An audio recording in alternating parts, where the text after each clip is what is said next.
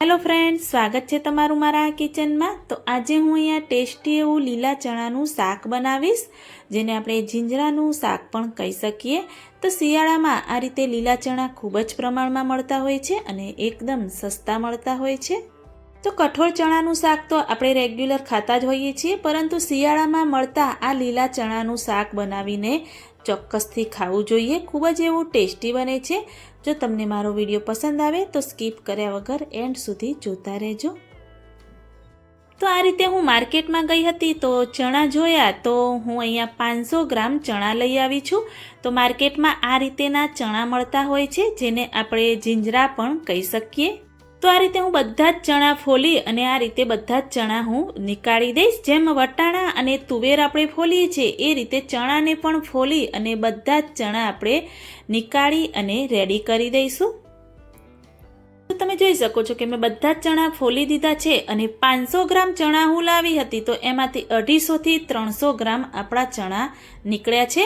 તો ચણાને આપણે બાફવાના છે, તો હું અહીંયા ચણાને પહેલાં થોડા એવા ધોઈ દઈશ અને એક બાઉલમાં આ રીતે ચણાને હું લઈ લઈશ।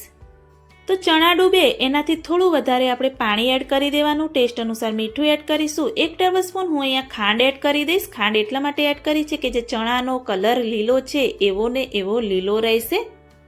તો આ લીલા ચણા એકદમ સોફ્ટ અને પોચા આવે છે, એટલે આપણે એને બાઉલમાં બાફવાના છે, એને કુકરમાં નથી બાફવાના, એ ખાસ ધ્યાન રાખવાનું। તો આ રીતે આપણે ચણાને બાફવા રાખી દીધા છે। જ્યાં સુધી ચણા બફાય ત્યાં સુધી આપણે શાકમાં એડ કરવાની ગ્રેવી બનાવી દઈશું। તો મિક્સર જાર મેં લઈ લીધું છે। એક મોટું ટામેટું લઈ એને આ રીતે મોટું એવું કટ કરી આપણે મિક્સર જારમાં એડ કરી દઈશું। એ જ રીતે એક મોટી ડુંગળી લઈ એને પણ મોટી કટ કરી અંદર આપણે એડ કરી દઈશું। તો હવે અંદર 2 આદુના ટુકડા, 6 થી 7 કળી લસણની અને 2 લીલા મરચાં લઈ લીધા છે, એ બધું જ આપણે અંદર એડ કરી દઈશું। તો હવે જરાય પણ પાણીનો ઉપયોગ કર્યા વગર સ્મૂથ એવી ગ્રેવી બનાવીને આપણે રેડી કરીશું। તો આ રીતે મેં સરસ એવી ગ્રેવી બનાવીને રેડી કરી દીધી છે, જરાય પણ પાણીનો ઉપયોગ નથી કર્યો, તો પણ સરસ એવી પીસાઈ અને આપણી ગ્રેવી બની ગઈ છે।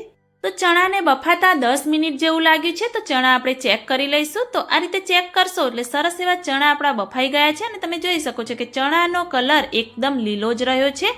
તો આ સમયે ગેસની ફ્લેમ બંધ કરીશું અને ચણાના બાઉલને આપણે નીચે ઉતારી દઈશું। તો શાકમાં એડ કરવાની એક સ્પેશિયલ પેસ્ટ બનાવી દઈશું। એના માટે મેં બાઉલ લઈ લીધું છે અને 4 ટેબલસ્પૂન મોળું એવું દહીં લઈ લીધું છે, તમે છાશ પણ લઈ શકો છો।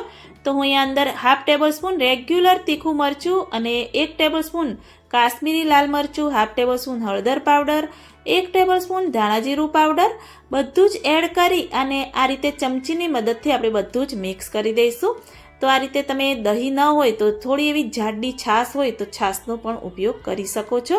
તો આ રીતે બધું જ મિક્સ કરી સરસ એવી પેસ્ટ બનાવીને આપણે રેડી કરી દઈશું। તમે જોઈ શકો છો સરસ એવી પેસ્ટ બની ગઈ છે। તો આ બાઉલને પણ આપણે સાઈડમાં રાખીશું।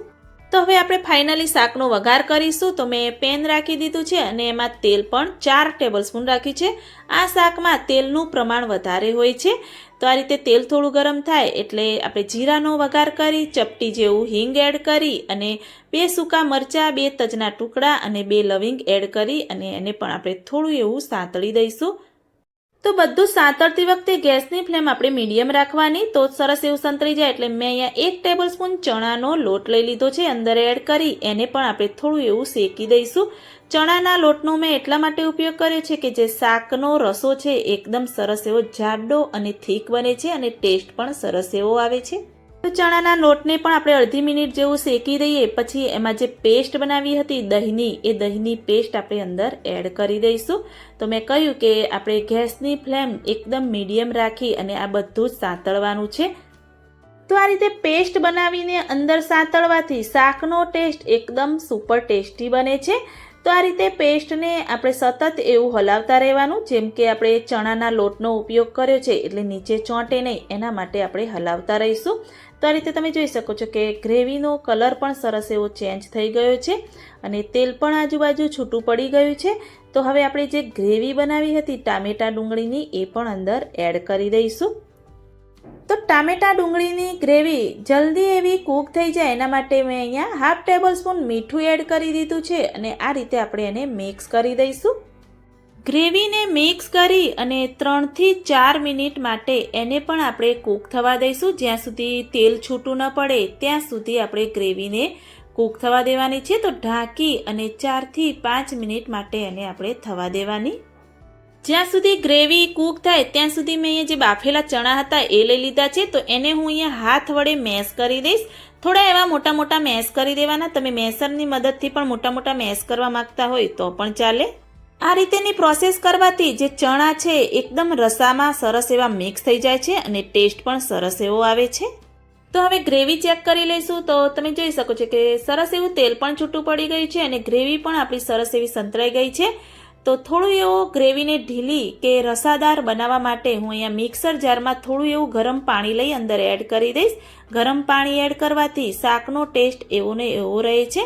તો આ રીતે થોડું એવું પાણી એડ કરી અને મિક્સ કરી દઈશું.